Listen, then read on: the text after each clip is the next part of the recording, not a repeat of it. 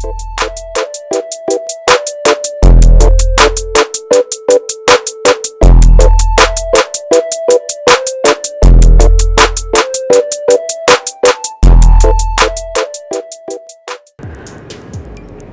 আলাইকুম।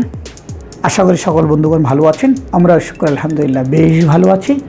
আজকে ছোট্ট একটি বিষয় নিয়ে সবার সামনে হাজির হয়েছি, সেটা হলো আমাদের এই মোবাইল ফোন রিপেয়ার সেক্টরে সকল টেকনিশিয়ান এবং ইঞ্জিনিয়ার ভাইগণের জ্ঞাতার্থ একটা বিষয় দেওয়ার জন্য। সেটি হচ্ছে আসলে আমরা দেশের সেবা করছি। কেন সেবা করছি? একজন ডাক্তার সে কিন্তু পয়সা ইনকাম করছে, লক্ষ লক্ষ টাকা উপার্জন করছে। তাকে কি কেউ ব্যবসায়ী বলে?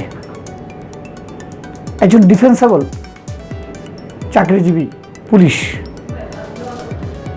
সেও ঘুরে দেখুন লক্ষ লক্ষ টাকা ইনকাম করছে, তাকে কেউ ব্যবসায়ী বলবে? তো এভাবে অনেকগুলো খাত আছে যেটা সেবা দেওয়ার জন্য আসলে। তো একজন মোবাইল ফোন টেকনিশিয়ান বা ইঞ্জিনিয়ার যিনি দীর্ঘদিন দায়িত্বের সাথে, ন্যায়ের সাথে, বিশ্বাসের সাথে কাজ করছেন, সে নিঃসন্দেহে সেবা করছেন। পার্থক্য হলো কেউ সরাসরি মানুষকে সেবা করছেন আর কেউ মানুষের সহায়ক ডিভাইসকে সাথে সংযুক্ত আছেন। তো আমার প্রতিষ্ঠানের একজন কাস্টমার এলো, তার খুব ইমার্জেন্সি একটি ফোন করতে হবে, ওই মুহূর্তে তার ফোনটির কথা শোনা যাচ্ছে না। সে বলল যে ভাই বাকি কথা পরে বলবো, আগে আপনি আমার ফোনটি সেরে দেন। তার ফোনটি সেরে দিলাম আমি। সেরে দেওয়ার পরেই যখন ফোনটি রিপেয়ার হয়ে গেল, তখন সে ফোন নিয়ে প্রথম কল করলো। প্রথম কল করে কথা বললেন এবং কথা বলেই অপর প্রান্ত থেকে কান্নার শব্দ শুনে আসলো। সেই ভদ্রলোক আমার সামনে কান্না করলো। তো ফোন কাটার পর জিজ্ঞেস করলাম যে ভাইয়া কি হলো? বলে ভাইয়া আমি যদি আর 5টা মিনিট আগে আমার ফোনটা রিপেয়ার করা সেরে ফেলতে পারতাম, তাহলে আমি আমার মায়ের শেষ কথাটুকু শুনতে পারতাম। তো এমনও শত সমস্যা আমাদের হাতে আসে যে একজন মানুষ যখন সে সমস্যায় পড়ে যায় তখন সে ফোনটি রিপেয়ার করতে নিয়ে আসে। তো এমন তো অবস্থায় আমাদের একজন টেকনিশিয়ান বা ইঞ্জিনিয়ার ভাইয়ের আচরণ হওয়া উচিত কেমন?